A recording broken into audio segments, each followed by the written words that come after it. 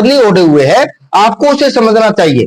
जैसे कि हिंदू और जैसे कि मुस्लिम, सिख, ईसाई, इन सभी ने जो धार्मिक आडंबर ओढ़ रखा है, उसको जब आप देखोगे तो इनके अंदर कंपटीशन खत्म है।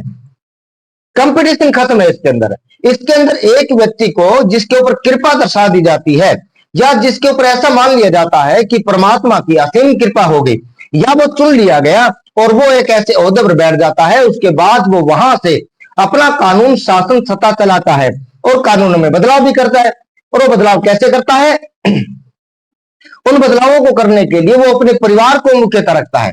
परिवार को, उसको लाभ देने वाले लोगों को, उसको कोई आर्थिक सहयोग दे रहा है या उसको किसी प्रकार से सपोर्ट कर रहा है, उसकी गलतियों को दरकिनार करके, उसकी गलतियों को अनदेखा करके और उसके रूल्स को वहां पर स्थापित करवाने में जो भी सत्ता उसके अंदर सहयोग कर रही है, जो भी लोग, जो भी ग्रुप उसका सहयोग कर रहे हैं, वो उन ग्रुप और उन सहयोगीकर्ताओं के लिए उस अपने विधान के अंदर विशेष प्रिविलेज दे रहा है, विशेष सुविधाएं दे रहा है। ऐसा क्यों कर रहा है? वो ऐसा इसलिए कर रहा है क्योंकि उन लोगों को वास्तव में जो पहले पूर्व की जो परंपराएं थी, उनके अंदर जो कंपटीशन था, उसका इन लोगों को रत्ती भर नॉलेज नहीं था।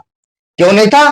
क्योंकि ये बहुत बहुत अन्य अन्य समुदाय के लोग थे और इन्होंने समय के बदलते परिवेश को न समझते हुए उसके अंदर जो ये अड़ंगाबाजी कहा जाता है, उसको ला करके इन लोगों ने डाल दिया। और जैसे इनकी सत्ता कायम होती है, ये लोग अपने शास्त्रों की रचना करते हैं। शास्त्रों की रचना के अंदर जब आप देखोगे, चाहे आप वेद को ले लीजिए, वेद में भी क्या है? वेदों में यही तो कहा गया है कि जो ब्राह्मण वर्ग का व्यक्ति है वह सुपीरियर है, वो सबसे ऊपर है। तो सबसे ऊपर है तो उसके लिए सुविधाएं ज्यादा है। उसके लिए कैसी सुविधाएं हैं? उसके लिए ऐसी सुविधाएं हैं कि वह शरीर से पसीना बिल्कुल नहीं बहाएगा, उसके शरीर से बिल्कुल पसीने की बदबू नहीं आएगी, और वह सबका सर्वेसर्वा होगा, और वो जो अपने मुख से बता देगा, वो जो व्याख्या कर देगा, उसी व्याख्या को सर्वमान्य माना जाएगा।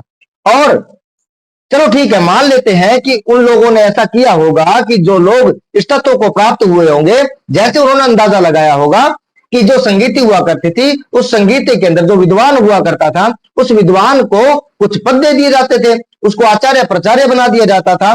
तो मान लेते हैं कि वहां से ये परंपरा निकल के आई होगी कि उन लोगों ने उन्हीं विशेष लोगों को, जो कि उसके अंदर विशेष सहयोग करता हुआ करते थे, यानी कि ज्ञान के अंदर, विज्ञान के अंदर और तर्क वितर्क के अंदर, तो हो सकता है उन लोगों को कुछ विशेष पद दे दिए गए हों, आचार्य प्रचार्य बना दिए गए हों। लेकिन इसके अंदर हुआ क्या है कि जब उन्होंने अपने शास्त्रों की रचना की है, तो उसके अंदर स्पष्ट उन्होंने ये लिख दिया है कि जैसे वेद की व्याख्या करने वाले मनु महाराज ने मनुस्मृति के अंदर कहते हैं कि जो ब्रह्मा है, ब्रह्मा और ब्राह्मण, ब्रह्मा से ब्राह्मण, यानी कि परमात्मा के मुख से अब पैदा हुए न हुए इसका कोई ज्यादा विशेष नहीं है, लेकिन कहा क्या जा रहा है? कहा यह जा रहा है कि वह ब्राह्मण जो परमात्मा के मुखारविंद के नजदीक है या उसके मस्तक के पास है, तो वह उसका ज्यादा हितैषी होगा और वह उसका ज्यादा प्रिय होगा। इसलिए उसने उसको सुविधाएं ज्यादा दी है। सुविधाओं के अंदर उसने क्या दिया? उसको यह दिया कि उसका काम क्या है? उसका काम है पठन पाठन का, अध्यापन करवाने का। वह अध्यापन करवाएगा तो काम क्या नहीं करेगा? काम ये नहीं करेगा, वह शस्त्र नहीं उठाएगा। काम क्या नहीं करेगा? काम ये करेगा कि वह पशुपालन, कृषि वगैरह वाणिज्य के अंदर कोई भी काम नहीं करेगा, और वह किसी भी प्रकार के स्वयं के काम भी वो नहीं करेगा, जैसे कि स्वयं के कपड़े धोना, जैसे कि स्वयं के बर्तन साफ करना, तो वो ये भी नहीं करेगा। तो ये भी काम करने के लिए उसके पास विशेषता सहयोगी होंगे, उसके कर्मचारी होंगे, वो ये काम करेंगे। तो उन्होंने उसी कर्मचारी वर्ग को ही शूद्र बोल दिया, और वो जो कर्मचारी वर्ग जो कि क्या कर रहा है? पशुपालन कर रहा है, वाणिज्य विभाग कर रहा है, या अपने आर्थिक में सहयोग जो कर रहा है, उसको उन्होंने वैसे बोल दिया। और वो जो उन सब की रक्षा कर रहा है और उनके लिए लड़ रहा है, युद्ध कर रहा है, उसको उन्होंने क्या बोल दिया? उनको क्षत्रिय बोल दिया। और वही वो जो ब्राह्मण हो गए।